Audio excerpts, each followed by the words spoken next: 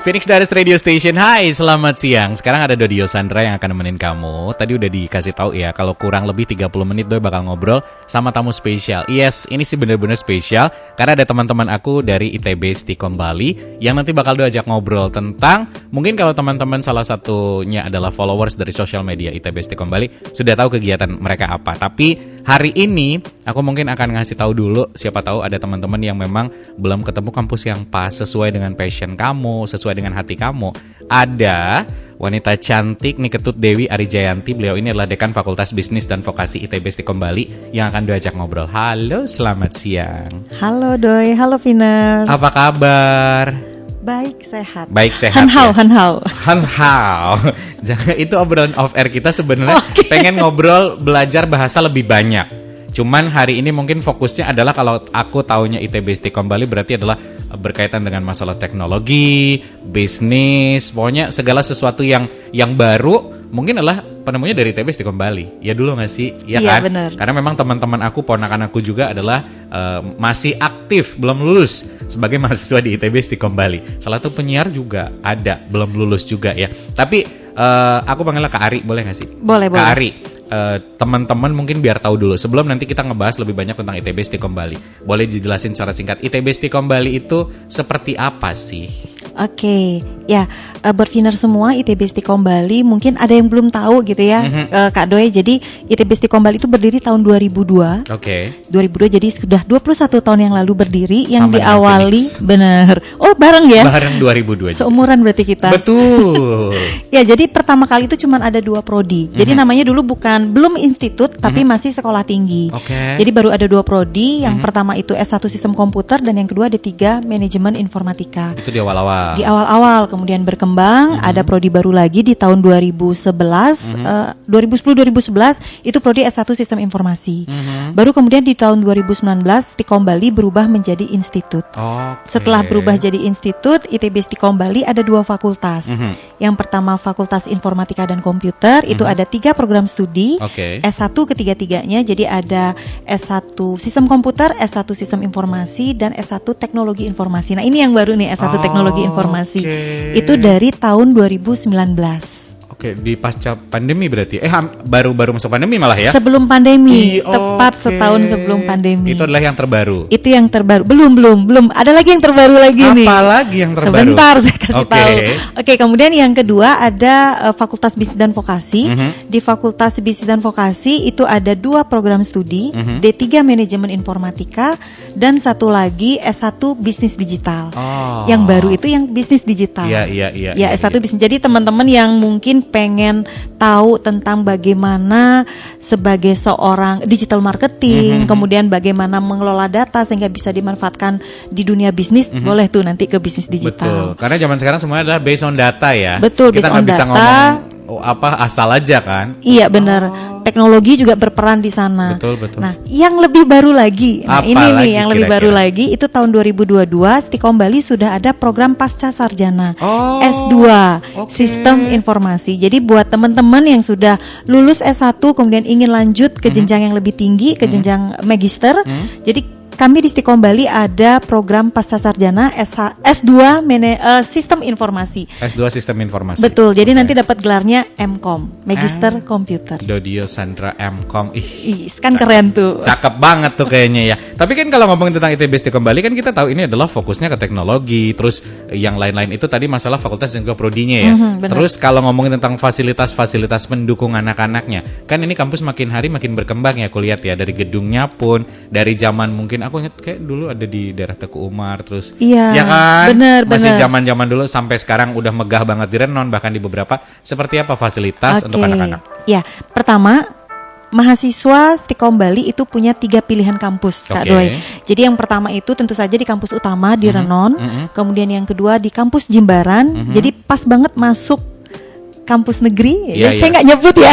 Jadi masuk kampus negeri. Setelah ada makanan fast food di kanan kiri, kita masuk jalan. Masuk di kiri jalan. Benar. Itu yang kampus Jimbaran.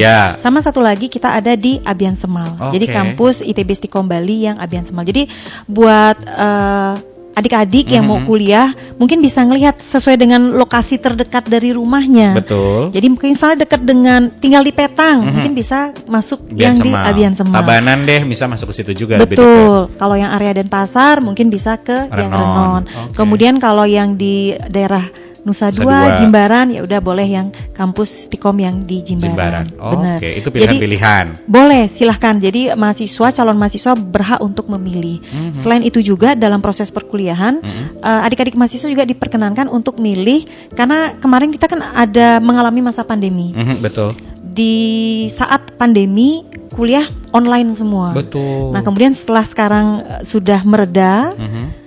Sudah kembali bisa normal tatap Betul, muka. sudah kembali normal tatap muka, mahasiswa tetap dikasih opsi. Oh. Siapa tahu udah ada yang terlanjur pulang ke kampung halamannya, entah dari Jawa, dari NTB, NTT. Jadi kalau mereka mau milih tetap online bisa. Jadi ada 3 pilihan perkuliahan. Bisa offline, bisa online ataupun hybrid. Kalau hybrid itu mereka ada yang datang ke kampus, ada yang juga bisa dari rumah. Oh, baik. Jadi dikasih opsi-opsi seperti itu. Selain fasilitas lain seperti laboratorium, kemudian adanya fasilitas, setiap mahasiswa akan dikasihkan 1 akun Microsoft sehingga mereka bisa menggunakan aplikasi Microsoft. Tentu saja itu sudah berbayar tanpa harus membeli lagi gitu. Kemudian juga mereka akan diperbolehkan untuk ikut terlibat di dalam unit kegiatan mahasiswa, dan kegiatan mahasiswa ini ada banyak sekali yang bisa mereka ini bisa mengeksplor kemampuan mereka, minat mereka. Kalau minat tari tradisional ada UKM untuk tari tradisional. Ada yang suka nyanyi bisa ikut VOS, ada Voice of Tikom Bali di VOS. Ada yang suka presenter MC. Ada kayaknya itu ada. Commerce TV di situ ada. Oke. Gitu, jadi mereka difasilitasi. Selain juga emang dosennya kece-kece sama keren-keren. Salah satunya Anda dekannya ramah banget, ngobrol kita kayak di luar ini sebenarnya kayak obrolan kayak teman. Ya, jadi kalau teman-teman atau Viners ngebayangin kenapa sih mereka bisa kayak akrab gini, karena memang sebelumnya sebenarnya di belakang layar kita tuh ngobrol kayak teman ya. Bu Dekan atau Kak Ari. Tadi kan ngomongin tentang fasilitas. Yang menjadi pertanyaanku, apakah standar misalkan aku kuliah ketika di Abian Semal atau Jimbaran atau Renon, fasilitas yang aku dapat sebenarnya secara sama nggak sih? Atau Renon aja deh atau kayak gimana? Kalau dibilang sama mungkin tidak 100% sama ya Kak ya. Tapi dari sisi proses semuanya sama. Jadi kalau mahasiswa ngambil prodi sistem informasi, maka mahasiswa yang ada di Renon maupun yang ada di Jimbaran ataupun yang ada di Abian Semal, apa hak mereka untuk dapat, mereka dapat semua sama. Karena kita kan punya standar, ada yang namanya kurikulum. Mereka akan mendapatkan sesuai dengan kurikulum yang ada di masing-masing prodi. Jadi jangan khawatir ya. Walaupun teman-teman mungkin tinggal di Jimbaran, Tabanan, segala macamnya, secara fasilitas mungkin dalam artian bentuk ruangannya tidak sama, tetapi cara kurikulum itu sama persis. Sama Karena persis. untuk menghasilkan anak-anak yang pastinya memang nantinya siap kerja dong. Betul. Atau bahkan belum lulus sudah ada yang kerja. Banyak. Banyak. Itu yang menarik sebenarnya, karena aku penasaran bagaimana dengan lulusan-lulusan, karena dari tadi kan kita ngomongin tentang masalah dari Fakultas Ilmu Komunikasi, Bisnis dan Vokasi, seperti apa anak-anak yang misalkan udah training atau bahkan lulusannya Kari. Ya jadi banyak banget mahasiswa kita yang belum lulus ini udah bekerja banyak. Kenapa sih mereka bisa bekerja? Jadi di awal ada mahasiswa mungkin Viners ataupun K2 pernah dengar MBKM? Pernah. Merdeka Belajar Kampus Merdeka. Yes. Jadi di saat mereka masih kuliah di semester, let's say misalnya boleh di semester 4 atau di semester 5, mereka mengambil program magang. Program magangnya ini mereka akan langsung diturunkan ke industri nih. Bisa 1 semester atau bisa 2 semester. Nah, Tikom Bali memfasilitasi itu. Kalau mereka ngambil program magang 1 semester, maka mereka maksimal diakui 20 SKS. Jadi nggak harus kuliah, nggak ngerjain tugas, nggak ngerjain UTS, nggak ngerjain UAS, tapi apa yang mereka lakukan di industri, di tempat mereka magang, kita bisa akui sebesar maksimal 20 SKS kalau 1 semester. Terus mereka boleh ngambil 2 semester. Kalau ngambil 2 semester artinya 40 SKS dong. Lebih banyak lagi. Lebih banyak lagi yang dikonversi. Nah, ini yang mereka saat mereka sudah turun ke industri, kemudian merasakan seperti apa dunia kerja langsung sesuai dengan bidang mereka yang mereka ambil, prodi mereka. Kalau perusahaannya merasa, wah ini enak nih diajak kerja, Worth it nih. bisa direkrut nih, Mm-mm. bisa jadi mereka langsung direkrut di awal. Oke. Sehingga di pertengahan ini mereka sudah bisa jadi mereka sudah bekerja. Di luar memang ada mahasiswa yang dari awal juga sudah mencari pekerjaan pada saat mereka masih kuliah. Oke. Jadi ada program seperti itu yang kita laksanakan juga. Bahkan anak-anak yang ngambil program MBKM ini mereka cenderung bisa lulus tepat waktu. Kenapa? Nah kan gitu sekarang, Iya, kok iya. bisa tepat Iya, iya. waktu? Karena apakah ini? Karena apa yang mereka kerjakan di industri, mereka akan menghasilkan sebuah laporan. Oh, Laporan I see. mereka ini bisa kita akui sebagai tugas akhir mereka. Oh, dari So sana. nggak usah bikin skripsi lagi, karena apa yang mereka sudah buat ya udah bisa langsung jadi tugas akhir. Tinggal diujikan saja di kampusnya. Oke, ini sebagai bentuk ITB Stikom kembali ngeliat industrinya nggak sih? Kayak anak-anak dipersiapkan seperti itu dan real memang di industri itu butuh seperti itu. Iya betul. Oh, Kami juga mempersiapkan kurikulum akan terus berubah, berkembang oke. sesuai dengan kebutuhan industri. Karena teknologi itu kita sama-sama tahu ya, Viners juga tahu bahwa teknologi itu berkembangnya cepat sekali. Pesat sekali, Pesat saudara-saudara. sekali, cepat, masif. Iya, iya, iya, iya, iya. Dan masif juga kan ya. Jadi kita di Stikom Bali juga melihat itu sehingga kami juga melakukan penyesuaian atau perubahan terhadap kurikulum kami. Kami menyesuaikan dan kami mencoba untuk di awal semester. Jadi anak-anak atau adik-adik mahasiswa ini di awal-awal semester, di semester 1, 2 dan 3 kita mapatkan mereka dengan mata kuliah yang memang bisa menjadi bekal buat mereka untuk siap turun ke industri. That's why ITB Stikom Bali always the first ya. Oke, Itu always pilihan the first. orang kan. Iya, jadinya. benar. Karena memang melihat bahwa industri butuhnya apa, ITB Stikom Bali akan mencetak seperti itu. Iya. Itu yang memang diperlukan. Oke. Ya dan ini pilihan buat mahasiswa Ya, karena ya, terkadang ada mahasiswa yang nyamannya diajarin. Yes, ada.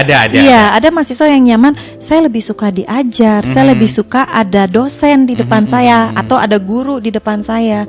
Jadi mereka boleh memilih yang proses reguler, Oh, I boleh. see. Tapi kalau misalnya mau ngambil MBKM, boleh. MBKM pun nggak cuma magang aja, jadi ada beberapa program MBKM lain yang bisa mereka pilih. Tinggal didiskus sama teman-teman di kampus. Betul, bisa diskusi dengan dosen walinya. Iya, Kalau iya, kami iya. namanya dosen wali, Oh, dosen wali, oke. yang mendampingi mereka, atau juga bisa dengan kaprodinya, atau misalnya ini dosen mahasiswa ketemu nih sama dosen yang buat nyaman in a positive Iya. thing ya, Iya, maksudnya iya. merasa In a nyaman good bisa way, diajak ngobrol, ngobrol gitu. sharing. Iya, jadi boleh Bisa. diskusi Oh, sama dosennya baik. atau dengan kaprodi langsung juga boleh. Oke, intinya saling bertukar pikiran di situ, Iya. sama-sama menguntungkan. Karena ya tujuannya kan balik lagi entah lo nanti bikin pekerjaan atau membuka lapangan pekerjaan atau memang lo gabung di situ kan, Kak. Iya, Oh, benar. baik. Kalau masalah biaya-biaya, kan tadi ngomongin kita fakultas dan prodi ya. Itu kita bisa ngintip nanti kisaran biaya di mana? Nah, setiap prodi kan beda-beda nih, Betul, Kak Dwe ya. iya, iya, Jadi iya. nanti boleh silakan akses Instagram dari ITB Stikom Bali. Jadi @stikom Bali. Ya. Atau bisa langsung ke siap.stikom-bali.ac.id. Semua lengkap informasi ada di sana sampai ke profil lulusan. Oh, oke. Atau juga langsung akses website ITB Stikom Bali, stikom-bali.ac.id. Oke, Jadi lengkap. semua informasi lengkap ada di sana. Baiklah, tapi yang menarik tadi kan ngomongin tentang 21 tahun ITB Stikom Bali, Disnatalis Iya. ya. Kemarin saya sempat lihat teman saya ikut orasi ilmiah online karena itu gelarnya hybrid kan. Iya, benar. Ada Prof Eko Indrajit. Nah, lupa lagi yang jadi pembicara Iya. sharing ilmu ke anak-anak. Ini rangkaian dari Disnatalis ke-21 ini akan seperti apa? Oke, boleh cerita dikit ya Kak Boleh Dea? dong, banyak juga buat, boleh. Buat Viners juga nih. Jadi memang ITB Stikom Bali nggak berasa udah 2 dekade plus 1 ya. Yes. 21 tahun ITB Stikom Bali di tahun 2023 ini. Jadi dalam rangka itu ada beberapa rangkaian kegiatan yang kita lakukan, sudah dilakukan dan yang akan dilakukan. Jadi yang sudah berjalan itu kemarin di tanggal 29 Juli kita sudah menyelenggarakan seminar nasional yang mengusung tema The Unseen World of Society 5.0 from all perspective. Jadi waktu itu pembicaranya ada dosen-dosen dari ITB Stikom Bali. Oke. Kemudian kemarin tanggal 7. bener ya kemarin Kemarin, ya 7 tanggal Agustus 7. pas banget kemarin di tanggal 7 Agustus kita ada 2 kegiatan yang kita laksanakan secara bersama-sama. Oke. Yang pertama yang tadi Kak Doi bilang tuh. Orasi ilmiah Jadi itu. ada orasi ilmiah, kami mendatangkan narasumber yang memang pakar di bidang IT. Jadi teman-teman di bidang IT kayaknya udah pada tahu nih Profesor Ricardus Eko Indrajit. Jadi beliau memang pakar di bidangnya. Yang dibahas kemarin itu terkait dengan dampak dari artificial intelligence. Oke. Dan Finers teman-teman sendiri tahu bahwa artificial intelligence ini membawa dampak kepada kita, termasuk dalam kehidupan kita sehari-hari. Iya. Kalau boleh saya kutip kemarin apa yang disampaikan oleh Prof. Eko pada saat menyampaikan orasi ilmiah, kalau kita bicara pada orang gitu ya, pada sesama manusia, saat ditanya gimana caranya bikin bom, bisa jadi manusia itu jawab, orang itu jawab, caranya kayak gini. Tapi kalau kita bicara tentang AI, kita bicara tentang ambil yang simple deh, yang mungkin banyak teman-teman udah pada tahu, Finers sudah pada tahu itu ChatGPT. Ya. Mungkin Kak Ade juga udah pernah dengar gitu. Kalau kita tanya ke ChatGPT, gimana cara membuat bom, dijawab nggak sama ChatGPT? Ayo, coba cek sekarang. Nggak dijawab. Iya. Jadi akan dikatakan itu adalah hal yang berbahaya, itu melanggar hukum. Nah ini perbedaannya. AI Jadi dan juga dengan kitanya. adanya AI itu mencoba untuk membuat orang yang lebih baik, a better person, Oke. membuat orang yang lebih baik. Tapi bukan berarti kita tidak baik, tidak. Cuman bedanya nanti seperti itu, maknanya seperti itu. Jadi kalau nanya ke orang, bisa jadi orang itu akan menjawab gimana Iya, caranya iya. bikin bom, Iya. gimana caranya mencuri dan lain sebagainya. Tapi kalau kita bertanya ke mesin secara etikal dia sudah tahu bahwa itu melanggar aturan, melanggar hukum. Ini yang akan membedakan. Nah, dengan kondisi ini harapannya kita sebagai manusia tidak tergilas oleh teknologi juga. Setuju. Jadi kitalah yang harus memanfaatkan teknologi itu sendiri. Iya, Jadi iya. kita harus tahu dampak-dampak yang mungkin terjadi terhadap perkembangan teknologi, khususnya artificial intelligence ini. Jadi pembahasan itu kemarin betul-betul secara asik gitu, enak diulas oleh Prof. Eko. Jadi kalau misalnya teman-teman pengen ngelihat lagi, saksikan aja di YouTube-nya Stikomers TV. Jadi bisa dilihat di sana lagi untuk orasi Tayangan ilmiahnya. ulangnya yang kemarin. Benar. Iya juga sih, karena memang perkembangan teknologi tergantung ke kitanya ya. Iya. Ada beberapa fitur teknologi di mana beberapa pertanyaan itu mereka nggak kedetek, apalagi dengan AI-nya sekarang kan. Iya, Oke, benar. itu baru Itu yang tanggal 7 kemarin. Tanggal 29 7 ada udah lagi 7. ada lagi Apalagi tanggal 7 selain orasi ilmiah, kita juga nyelenggarain lomba-lomba internal. Kemarin juga sama. Itu di lobi kah? Di lobi Oke. dan halaman kampus. Oke. Cukup seru kemarin. Jadi kami mengusung 3 kegiatan lomba yang kita ada olahraganya, kemudian ada budayanya, sama ada teknologinya. Kak Ari ikut yang mana? Enggak dikasih ikut. Dekan cuman ngeliatin aja ya. Bener, padahal Oke. pengen ikut Oke, lomba game VR kemarin, Oke. virtual reality. Jadi Iya. untuk yang olahraga itu ada pertandingan pingpong, Wow, seru. ganda campuran. Pak Rektor dan istri juga ikut, Oh, wow. dan dosen-dosen Iya, juga iya. pada ikut semuanya. Kemudian sambil jalan juga ada kegiatan gobak sodor, mungkin tahu kalau di Bali namanya gale-gale. Oh, gale-gale. Iya, nah Oke. itu. Terus yang ketiga yang di siang hari itu ada lomba untuk virtual reality, game virtual VR, reality. oke, Benar. oke. Nah, yang game VR ini kita didukung oleh Diskominfos Provinsi Bali, di mana pada saat lomba VR kemarin itu game yang dilombakan adalah game virtual reality Nyomyo Butekale. Oh, Nah, jadi game ini didevelop oleh tim dari Diskominfos Provinsi Bali. Oh. Jadi kita didukung juga nih sama Saling Diskominfos. support. Saling support. Oke. Iya. Lalu Puncaknya di tanggal 10 Agustus oke, karena ini 29 7 berarti 2 tanggal 10, Tanggal 10. 2 hari lagi, hari 2 hari lagi, Kamis, oke. ya. Nah itu ada kegiatan jalan santai Oke. di pagi hari, jam setengah 6 atau jam 6 gitu, setengah 6 sih Jam kayaknya 5 kalau nggak standby salah. lah. Iya, jam 5 Jam 5 standby standby lah. udah di kampus Jam lah. 4 bangun pagi Iya, lah. betul. Jam 4 bangun, jam 5 standby gitu. Iya. Jadi jalan santai, kemudian diikuti juga dengan kegiatan harmoni kesehatan. Oke. Kemudian malam puncaknya untuk Dies Natalis itu Di tanggal yang sama. di tanggal yang sama, jadi di malam hari itu ada malam puncak Dies Natalis yang kita lakukan. Itu yang kita kepo sebenarnya, malam puncaknya ada apa? Nah, malam puncaknya tentu saja akan memberikan penghargaan-penghargaan untuk dosen dan karyawan. Oh, betul, Jadi ada oke. karyawan terbaik, Iya. kemudian ada karyawan terfavorit yang sudah kita polling. Kak Ari kayak masuk deh. Enggak deh kayaknya. Kalau jadi Kalau voternya aku doang ya sih.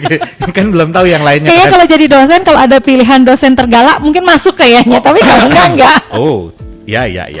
Oke. Oke, terus ada untuk dosen, untuk karyawan juga ada. Kemudian, nah untuk di Dies Natalis di Malam Puncak itu kita ada bintang tamu yang mahasiswa Stikom juga, kelas internasional, jadi dual degree. Oh ya tadi kelupaan ada program dual degree juga di Oke. Stikom Bali, kelewat saya Nanti tadi. aku cek di Instagram, Oke, gampang. iya gampang banyak itu ada. Iya. Jadi ada mahasiswi Meiska itu yang nanti akan menjadi bintang tamu kita Mengajak di galau di situ. Yes. Oke. Jadi di Malam Puncak Dies Natalis. Oke. Tapi enggak itu aja Kak Doy. Apalagi? Jadi nanti setelah tanggal 10 ada di tanggal 25. Itu ada buat teman-teman Viners yang suka musik. Ya. Nah, kita ada acara musik namanya Apollo. Ini full music di Apollo. Full music Karena di kalau nggak salah Apollo. tahun lalu kita sempat kedatangan juga tim Dies Natalis yang ngomongin Apollo juga. Ini Iya. Apollo kali ini akan bawa apa ya?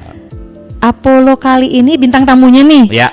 Bintang tamunya itu ada The Revenge. The Revenge. Oh, For Revenge. Oh, For Revenge, sorry Ya, ya, For oke. Revenge. Kemudian ada Leong Sinatra, Oke. kemudian ada Kiss Band, Oke. Agape A, bener ya Agape A ya. Kemudian ada SBMC Berdanska Oke. dan Fluctus. Nah, yang jadi bintang tamunya itu Idaman ada banget adalah Nadine Amisa. Oh, ini lagu nomor 1 di chart kita Nah. dengan rayuan perempuan gilanya. Nah, Oh, itu buat Viners Iya, yang iya. ngefans boleh tuh datang nanti. gratis. Enggak dong. Kirain. Siapa tahu. Nah, berarti karena ini nggak gratis, harus support teman-teman atau anak-anak mahasiswanya. Iya. Kita bisa beli tiketnya di mana? Masih bisa atau enggak beli tiketnya? Masih bisa. Oke. Jadi beli tiket itu bisa langsung datang ke Stikom, ada di lobi Stikom atau akses deh untuk detail yang pembelian online-nya melalui Instagram dari Apollo yaitu apollo.official_. Oke. Jadi bisa diakses dari sana. Lengkap ada di situ. Lengkap ya. ada di situ. Mau datang tanggal berarti yang dibuka untuk umum adalah Apollo-nya ya. Yang jalan sehat Apollo-nya. kan intern kan? Yang jalan santai ya internal kita. Internal kan? Oke, berarti yang Apollo tanggal 25. Sekali lagi teman-teman bisa cek info lengkapnya di sana untuk dapetin tiketnya. Iya. Dari Kak Ari, apalagi yang ingin disampaikan untuk hari ini, Kak Ari? Oke, satu terakhir nih Ya. buat Viners gitu ya. Jadi Dies Natalis ke-21 ITB Stikom Bali, kalau saya katakan ini tidak hanya sekedar angka 21 saja, tapi ini sebagai simbol dari dedikasi ITB Stikom Bali, ketekunan kami juga, kemudian komitmen kami dalam memberikan kontribusi yang berarti bagi masyarakat, khususnya di Bali dan pada umumnya di Indonesia, dan harapannya bisa untuk dunia juga, karena kami berharap kami nanti ke depannya bisa go internasional. Amin ya. Kak Ari, terima kasih banyak hari ini udah ngobrol. Sama-sama. Gak berasa 30 menit kita ngobrol, ngomongin tentang ITB Stikom Bali, ngomongin tentang Dies Natalis ke-21, dimana info lengkapnya kamu bisa cek di Instagram, ada di ITB Stikom Bali, di Stikom Bali, atau juga link tree-nya nanti bisa cek di situ juga untuk Apollo, karena di sana ada Nadine Amisa, ada Leong Sinatra, ada Kiss Band, dan banyak lagi. Dan mudah-mudahan sekali lagi Dies Natalis ke-21 ITB Stikom Bali ini merupakan kombinasi dari ilmu, inovasi, dan juga seni. Dan mari berpartisipasi dan bersama-sama memeriahkan Dies Natalis ke-21 ITB Stikom Bali, karena ITB Stikom Bali always the first. Kari, thank you so much ya. Iya, sama-sama. Bye-bye. Bye-bye Viners, bye-bye semua. Mudah-mudahan obrolan ini bermanfaat. Dodio Sandra pamit, so keep your imagination and always try to make it come true.